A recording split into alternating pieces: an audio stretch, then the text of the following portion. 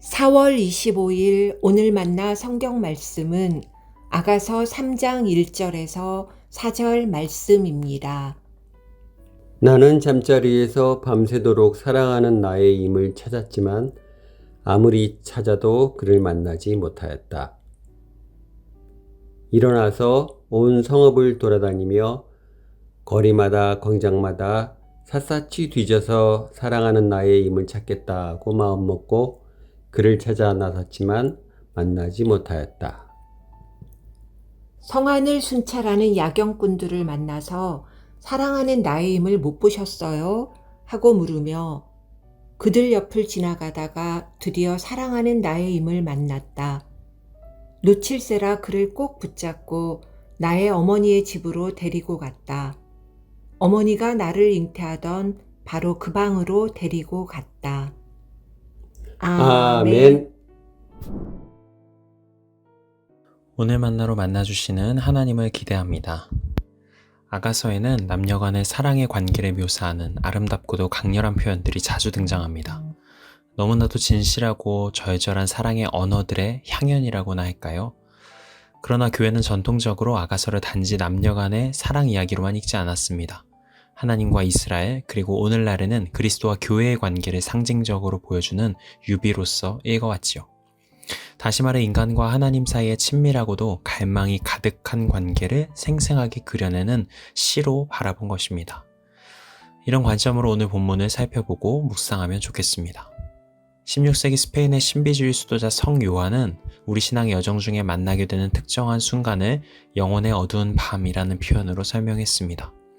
간단히 말해서 영혼의 어두운 밤은 신앙과 영적 성숙의 여정 가운데 하나님이 부재한 것처럼 느껴지는 깊은 내적 고통과 침묵의 시간을 뜻합니다. 이는 단순한 정서적 우울이나 신앙의 흔들림을 말하는 것이 아니라 오히려 더욱 주님께 가까이 나아가는 과정 속에서 영혼이 겪는 깊은 침묵과 어둠의 시간을 뜻하지요. 오늘 본문을 보면 여인은 바로 그런 시간을 지나고 있습니다. 1절 말씀입니다. 나는 잠자리에서 밤새도록 사랑하는 나의 임을 찾았지만 아무리 찾아도 그를 만나지 못하였다. 여인은 밤의 침묵 속에서 애타게 사랑하는 임을 찾습니다. 그러나 아무리 찾아도 만날 수가 없습니다. 밤은 어둡고 침상은 정적에 잠겨있고 사랑하는 임은 보이지 않습니다. 이는 마치 영혼의 어두운 밤처럼 하나님이 계시지 않은 것 같은 시간, 기도에도 무거운 침묵만이 돌아오는 시간, 하나님의 임재가 느껴지지 않는 순간들을 상징합니다. 게다가 본문의 몇 가지 표현들은 여인의 마음을 더욱 낙심하게 만드는 것 같습니다. 첫 번째로 아무리 찾고 또 찾아도 달라지지 않는 상황입니다. 마음을 다해 사랑하는 이를 찾았지만 결과는 만나지 못하였다는 문장의 반복입니다. 기도하고 기다리고 때로는 노력해도 여전히 잔인하리만치 어떤 변화도 없는 상황 속에서 마음이 눌리게 되는 것과 같습니다. 두 번째로 3절에서 나오는 야경꾼들의 반응입니다. 본문에는 아주 빠른 속도로 장면을 묘사하고 있지만 좀 더 상상력을 동원하여 행간을 채워보면 여인은 성안을 돌고 순찰하는 야경꾼들에게 사랑하는 임에 대해 수소문해 보았지만 어떤 정보도 얻지 못했던 것으로 보입니다. 야경꾼은 성벽을 돌며 지키는 사람들, 곧 지혜와 정보를 가진 자들을 상징합니다. 여인이 마주한 상황 속에서 가장 신뢰할 수 있고 해결책을 찾아줄 수 있을 것 같은 조언자들이죠. 그러나 그들 역시 아무 답을 주지 못합니다. 이런 상황이야말로 여인은 더욱 절망적이게 또 더욱 외롭게 느껴지게 했을 것입니다. 그러나 4절에서 반전이 일어납니다. 그들 옆을 지나가다가 드디어 사랑하는 나의 임을 만났다. 놓칠세라 그를 꼭 붙잡고 나의 어머니의 집으로 데리고 갔다. 전혀 예상하지 못했던 시점, 전혀 설명되지 않은 순간, 여인은 드디어 사랑하는 임을 만나게 됩니다. 기나긴 부재의 시간은 일순간 갑작스레 찾아온 만남으로 인해 기쁨의 감격으로 변화되었습니다. 이 상황을 비유해보면 마치 이런 그림과 같습니다. 기나긴 어두운 터널을 앞을 보며 걸어가고 있습니다. 아무리 걸어도 눈앞에 빛이 보이지 않아서 절망하고 고개를 떨고 보니 전혀 예상치 못했던 발 아래 외부로 통하는 빗줄기의 흔적을 발견하게 되는 반전을 경험하는 것이죠. 우리의 신앙 여정도 이와 같습니다. 하나님이 보이지 않아도 외롭고 절망스러운 어둠 가운데서도 끝까지 포기하지 않고 주님을 향하는 사람에게 하나님은 예기치 못한 갑작스러운 은혜로 자신을 드러내시는 것입니다. 믿음은 한번 소유하면 그만인 물건이 아닙니다. 그것은 하나님과의 관계 안에서 살아가는 과정입니다. 그래서 성경에서 믿음은 주로 동사로 사용됩니다. 과정이고 삶이기 때문에 믿음은 삶의 환경과 조건에 따라 굴곡을 겪게 되죠. 믿음이 성장한다는 말은 일직선의 상승 그래프를 그리는 것이 아니라 상승과 하강을 반복하는 지난한 시간이기도 합니다.